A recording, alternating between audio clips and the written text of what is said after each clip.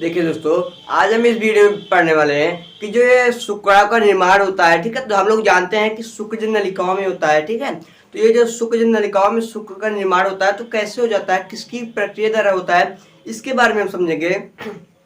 तो हम देखेंगे कि यहाँ पर दिखा देखो, यहाँ पर शुक्र जनन। ठीक है, शुक्र जनन। तो अगर आपसे क्वेश्चन पूछा जाए कि अगर वन लाइन में पूछ भी लिया कि शुक्राणु का निर्माण किस क्रिया के द्वारा होता है, तो बोलेंगे शुक्र जनन क्रिया के द्वारा होता है। ठीक है, जिसको हम बोलते हैं स्पर्मेटोजेनेसिस। क्या बोलते हैं? स्पर्मेटोजेनेसिस। अब देखो शुक्राणु का निर्माण कैसे होता है इसमें शुक्रजन नलिकाओं में।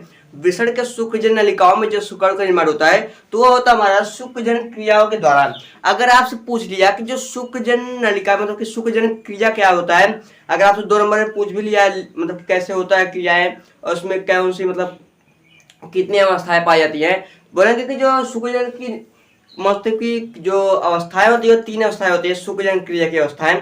पहला बार होता है मल्टीप्लीकेशन, जिसको बोलते हैं गुणन अवस्था।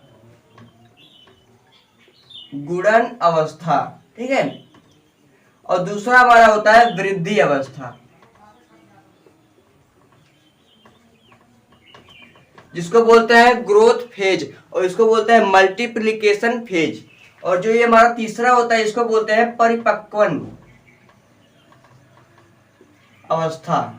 ठीक है, तो ये जो हमारा जो शुक्रजन की मतलब की जो क्रिया होती है वो हमारा 3 अवस्थाओं में पूर्ण होता है।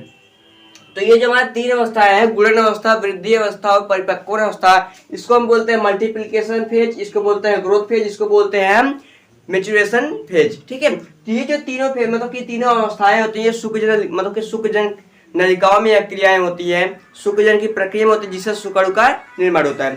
तो अभी हम देखते हैं कि इसमें कि जो शुक्राणु का निर्माण कैसे होता है। ठीक है, तो यहाँ पर देखेंगे कि जो शुक्राणु का निर्माण होता है, पहले यहाँ पर क्या करेंगे कि जो शुक्रजन नलिकाओं तो जो शुक्रजन नलिकाओं की एक कोशिका लेंगे। ठीक है, तो यहाँ पर क्या करेंगे, एक कोशिका लेंगे। ठीक है, तो यहाँ पर एक कोशिका लेंगे। जब कोशिका मतलब कि यहाँ पर एक कोशिका मतलब ये हमारा शुक्रजन कोशिका है। ठीक है, ये हमारा शुक्रजनन की कोशिका है। ठीक है, तो ये जो हमारा शुक्रजनन कोशिका है इसमें हम बोलेंगे कि ये हमारा द्विगुणित होता है। ठीक है, तो मतलब जो हमारा कोशिका होंगे वो हमारा 2n रहेगा, 2 गुणित रहेगा। ठीक है, तो आगे जब हम देखेंगे तो आगे जो हमारा शुक्रजन होता है इसमें क्या होता है कि समसूत्री विभाजन होता है। कैसे विभाजन होता है? समसूत्री विभाजन। ठीक है, तो इसमें क्या होगा कि एक बार समसूत्री विभाजन होता है। अगर जब समसूत्री विभाजन होता है क्या होगा कि 2 कोशिकाएं बनेंगी। ठीक है, तो यहां से क्या होगा कि 2 कोशिकाएं बनेंगी। ठीक है, तो यहां पर 2 कोशिकाएं बन जाएंगी। अब इसी अवस्था को बोलते हैं गुणन अवस्था। कौन अवस्था बोलते हैं? गुणन अवस्था। ठीक है, तो यहाँ पर हमारा गुणन अवस्था हो गया। उसके बाद यहाँ पर जब गुणन अवस्था हो जाता है हमारा, तो फिर यहाँ पर क्या होगा कि जो समसूत्री विभाजन होगा तो यहाँ पर 4 मतलब कि 2 से मतलब 1 से 2, 2 से 4 मतलब कि जब जितने समसूत्री विभाजन होगा 1 से 2, 2 से 4, 4 से 6 ऐसे हमारा कोशिकाओं की संख्या बढ़ती रहेगी। और यहाँ पर जब हमारा 4 मतलब कि वो बोलेंगे कि जब 4 कोशिकाएं बन जाती है, ठीक है, तो यहाँ पर 2n 2n रहेगा, 2 गुणित रहेगा दोनों। ठीक है, और यहाँ पर भी क्या होगा कि 2 गुणित रहेगा। ठीक है, देखेंगे कि बोलेंगे कि जो शुक्रजन की कोशिकाएं होती है उसमें वो 2 गुणित होता है। और शुक्रजन की क्रिया में क्या होता है कि पहली बार समसूत्री विभाजन के फलस्वरूप क्या होता है कि 2 कोशिकाओं का निर्माण होता है जिसे हम बोलते हैं गुणन अवस्था। ठीक है, उसके बाद क्या होता है कि समसूत्री विभाजन होता है। क्या होता है कि इसमें 4 कोशिकाओं का निर्माण होता है जिसको हम बोलते हैं वृद्धि अवस्था। अब देखो जो ये वृद्धि ग्रोथ अवस्था होता है इसमें क्या होता है कि यहाँ पे जब समसूत्री विभाजन होता है तो क्या करता है अपने आवश्यक पोषक पदार्थों को क्या करता है अवशोषित कर लेता है, और संख्या में क्या होता है कि मतलब कि आकार में बड़ा हो जाता है और संख्या में वृद्धि करता है। यानी कि जहाँ से एक बार समसूत्री विभाजन हुआ यहाँ पर दूसरा। ठीक है, समसूत्री विभाजन। ठीक है, तो यहाँ पर दूसरी बार जब होगा तो क्या करेगा 4 कोशिकाओं का निर्माण करता है। ठीक है, तो यहाँ पर 4 कोशिकाओं का निर्माण हो गया।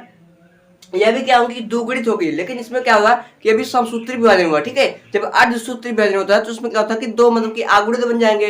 ठीक है, तो यहाँ पर देखेंगे जो मतलब कि यहाँ पर जब हमारा 4 कोशिकाएं बन गई हैं तो इसी को हमने बोलता है मतलब कि हमने बोला कि जो वृद्धि अवस्था है। ठीक है, इसी को बोलते हैं वृद्धि अवस्था।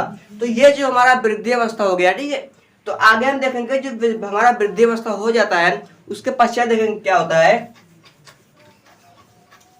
तो यहाँ पर जो ये हमारा कोशिकाएं थी, इन कोशिकाओं को हम लाकर देखेंगे तो जिससे ये हमारा कोशिका हुआ, ठीक है। इस कोशिका जो हमारा वृद्धि हुआ, जो वृद्धि हुआ इसी कोशिका हम बोलते हैं प्राथमिक कोशिका। इसको क्या बोलते हैं हम? प्राथमिक कोशिका, शुक्रजनन कोशिका। तो ये जो हमारा मतलब कि जो समसूत्री विभाजन के फलस्वरूप 4 कोशिका को बना, इस कोशिका मतलब यहाँ से एक कोशिका को लेंगे, ये हमारा प्राथमिक कोशिका कहलाता है। और जो प्राथमिक कोशिका होता है ये हमारा 2 गुणित मतलब कि 2 गुणित होता है, ठीक है।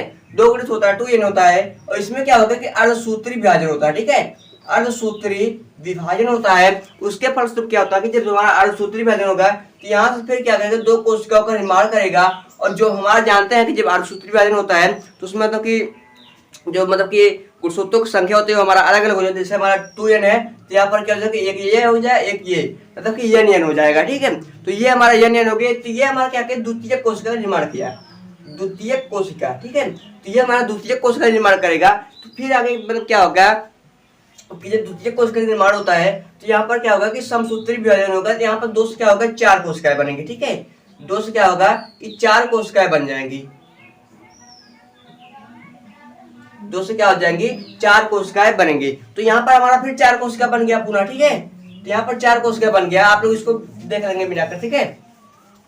फिर क्या करेंगे, जब हमारा 4 कोशिका बन जाता है तो यहाँ पर हो जाएगा, जब हमारा मतलब कि एकत्रित होकर के 4 कोशिका बना तो यहाँ पर अर्धसूत्री विभाजन जब होता है फिर से, मतलब 2 बार अर्धसूत्री विभाजन जब होता है, दोबारा मतलब विभाजन होता है, तो यहाँ पर क्या होगा कि जो हमारा शुक्र कायांतर होता है, मतलब कि शुक्राणु का निर्माण होता है, ठीक है।